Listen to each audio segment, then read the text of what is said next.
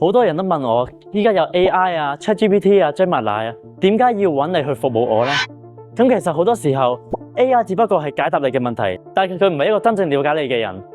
一個合格嘅地產 agent 其實係會幫你跟進，由睇樓啊、落訂啊、買樓啊，全部過程係會對你負責任嘅。但係 AI 唔會，同埋有時候客戶其實未必知道佢真正想要啲咩。好多時候你只係想要會所啊、泳池啊、花園啊，乜都想要啊嘛。但係你嘅預算同埋你嘅需求係咪真係想要呢啲嘢呢？你會唔會犧牲你嘅會所，換一間俾你獨立休息嘅房間呢？其實呢一啲係 AI 解答唔到你嘅問題。